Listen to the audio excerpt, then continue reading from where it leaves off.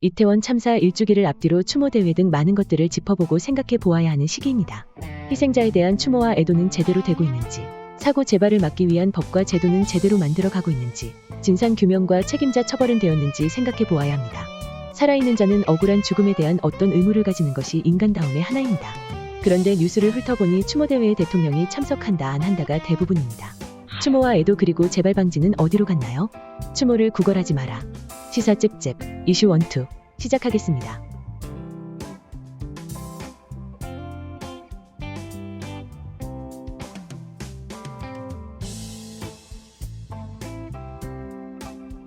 윤 대통령이 시민추모대회에 참석하지 않은 것은 본인이나 대통령실이 알아서 잘 결정했다고 봅니다.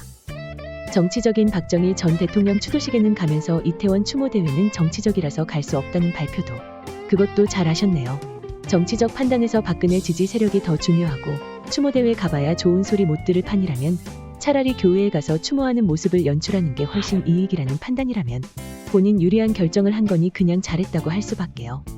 다만 윤 대통령이 본인에게 더 큰 이익이라고 판단해서 취한 행동에 대한 견적은 나중에 표로 받게 될 것이니 그때 받을 계산서를 보면 됩니다. 정치적 판단이 그러하다는데 뭐 그리 참석 여부에 관심 둘 일인가요? 대통령의 참석 여부가 원통한 영혼을 달래는데 큰 영향을 주지 않는다고 봅니다. 추모에도 무슨 계급장 필요한가요? 추모를 구걸하지 말자고요. 그냥 네 잘하셨습니다 해도 된다고 봅니다. 진짜 중요한 것은 다른 곳에 아프게 도사리고 있습니다. 보수 진보할 거 없이 우리의 정치 행태는 상대 진영의 정치인에 대해서 죽기 살기로 공격하고 집착합니다. 상대방에게 밀리면 자기 자존감과 존재감이 부정당하는 감정에 휩싸이게 되고 정치는 감정적인 패싸움이 되어버리죠. 그렇다 보니 정작 중요한 정치적 과제나 국가의 정책, 사람 사는 세상에 대한 문제는 외면당하거나 변질됩니다. 지난 10월 23일 이태원 참사 시민대책회의와 민변이 진상규명과제 보고회에서 발표한 진상규명을 위한 30대 과제라는 것이 있습니다. 참사 후 1년이 지났지만 진상규명조차 해내지 못했습니다. 추모라는 말조차 부끄러울 지경이죠. 추모하자, 대통령 참석하라 라고 외치는 것은 추모의 의무를 가장 쉽게 해치워버리는 것일지도 모릅니다.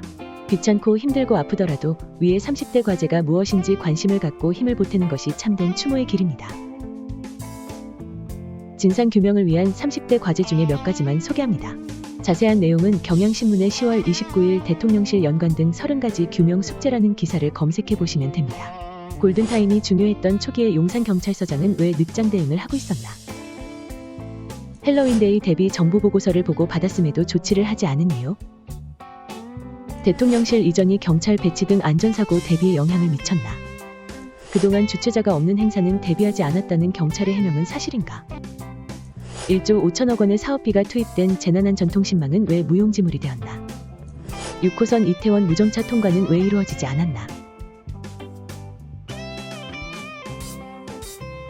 이태원 참사 특별법은 아직도 국회 법사위에 묶여 있습니다. 이 질문에 정치 진영의 유불리에 따라 반응한다면, 이태원 참사를 상대방에 대한 공격거리로 삼는다면, 이태원 참사에 대해 트집 잡는다며 조롱한다면, 정말 죄송하지만 그것은 정치가 아닙니다. 인간의 도리도 아닙니다.